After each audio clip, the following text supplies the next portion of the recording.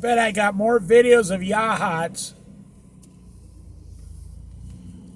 than anyone else on YouTube in the whole world. I must have at least 300 or 400 videos of yachts on my channel.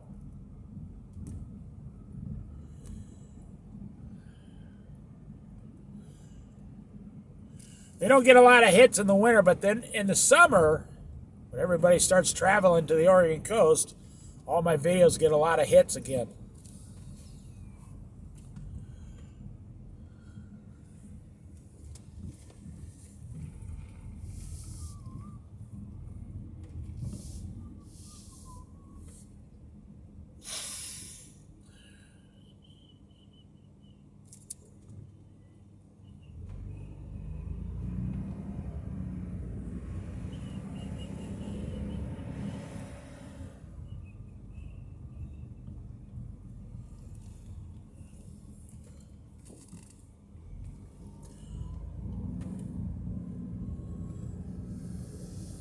You can research this on the internet.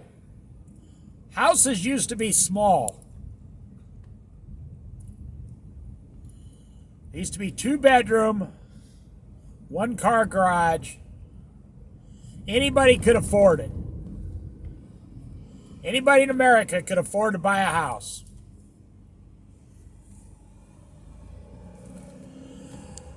Then people, it says in Ecclesiastes, envy of thy neighbor. Man does everything from envy of his neighbor. Houses started to get big, 4 or 5-bedroom houses, 2 and 3-car garages, a big deck out front, fancy mailbox. Then only half of America could afford a house. Well, then they came in and changed all the rules and regulations in all the cities, the city councils, and the mayors in the small towns. They started regulating all the houses have to have certain things on it. Or if you buy a lot, a piece of land, in a certain area, you have to build a certain kind of a house and like the rest of that neighborhood. So literally, all the houses went from $50,000 when I was growing up. Now they're $450,000 50 years later. Wow. That's incredible. So that's why people can't afford a house today.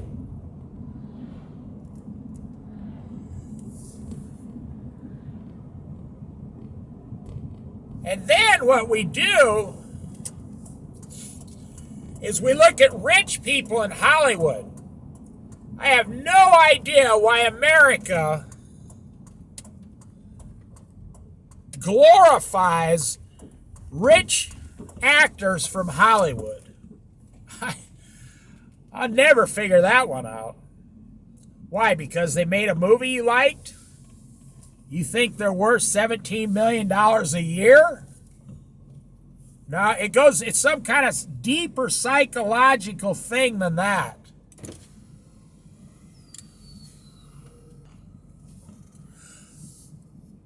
You never see on the news, the grandparents, Dave's grandparents, just sold their house for $48,000. No. You always see like famous person so-and-so just sold their house in Hollywood for $17 million. And all Americans are like, oh my gosh, that would be so amazing to live in a $17 million house.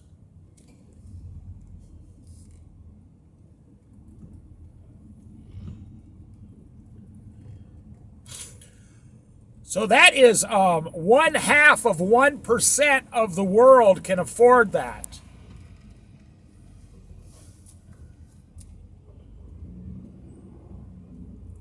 And that's what's wrong with our politicians.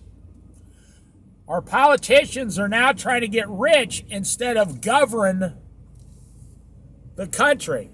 instead of governing the small communities of the country, which we pay you a good salary, like $150,000 a year to go to Washington and govern.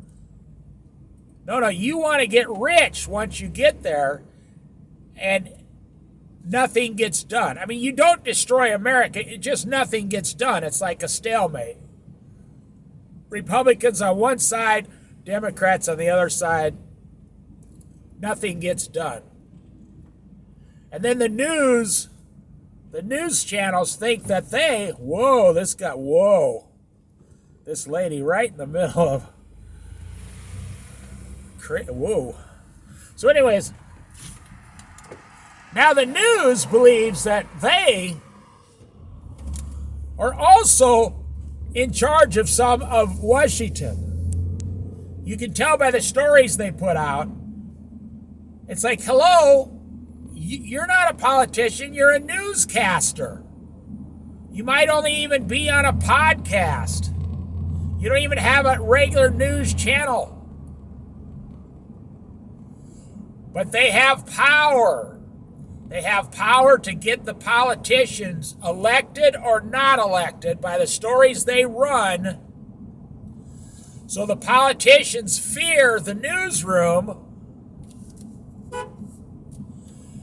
The politicians fear the news people now.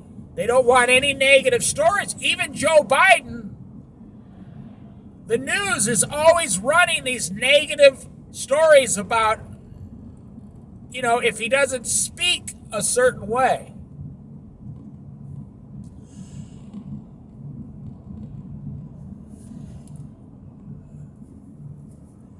And it comes all the way back to the size of the house you're willing to live in. Warren Buffett still owns the same house in Omaha, Nebraska. He lived there his whole life. He's worth billions of dollars, but he still has the house, and he still had the same wife. He still has the same kids, the same dogs. Warren Buffett could actually go back to Omaha, Nebraska and open a woodworking shop or something. He's just happy with less. That's how he got so much money.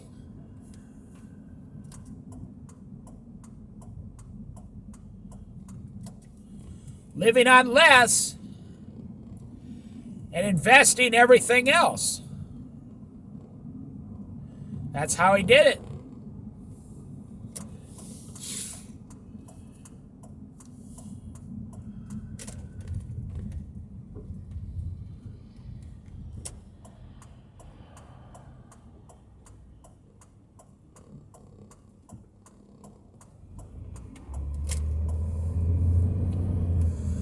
You look at foreign people from India or the, lower parts of Asia. You don't see a lot of Chinese people coming to America. You do see a lot of people from India buying all the convenience stores, all the motels, all the 7-Elevens, all the laundromats. How are they able to do that? The average American says, how are they able to do that? You even take someone from Mexico or South America, they come here illegally. That's neither here or there. For the point I'm making, it doesn't matter. How can they come here for 10 years and save $100,000 and the average American has lived here, 30, 40, 50 years, and they don't have. The average American, 60% of Americans have less than $5,000 in the bank. But someone from Mexico, I just had a neighbor come here. He did it legally on a work permit. He stayed in the country 10 years. He took tens of thousands of dollars back to Mexico with him after only 10 years.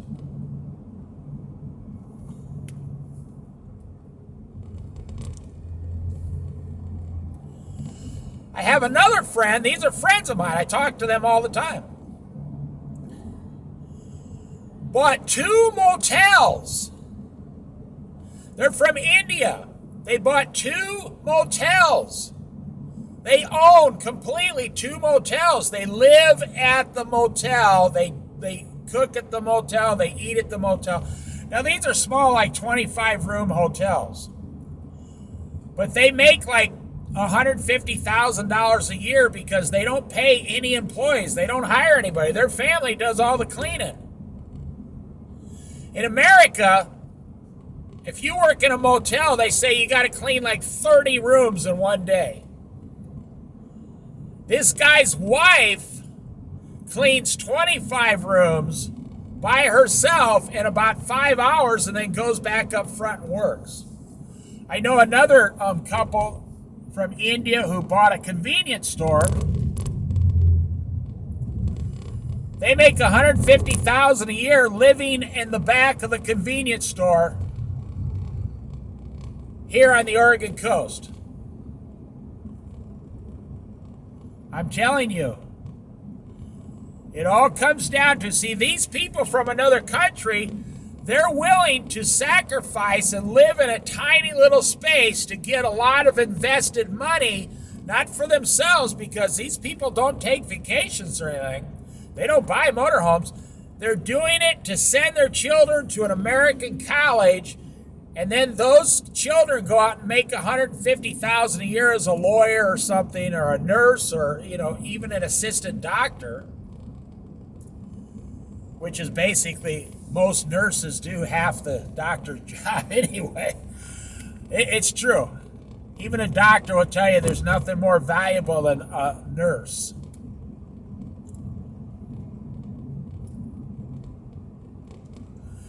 They just want their children to go to the best American school and get a lot of money, and then they changed. They went from India poverty to their whole family makes $100,000 each now in America. They changed their line forever.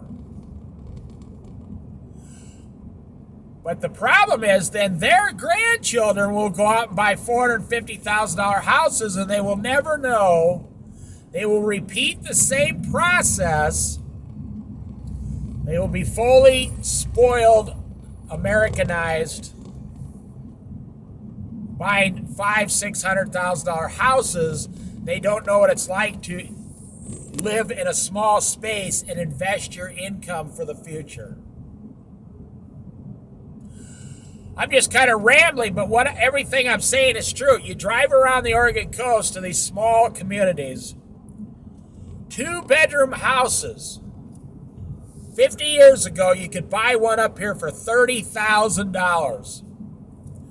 That same exact house, I'm not making this up, 50 years later, where your grandpa used to just, use it as a fishing cottage on the weekends, that same house now, doing almost nothing to it, is selling anywhere from $800,000 to over $1 million now.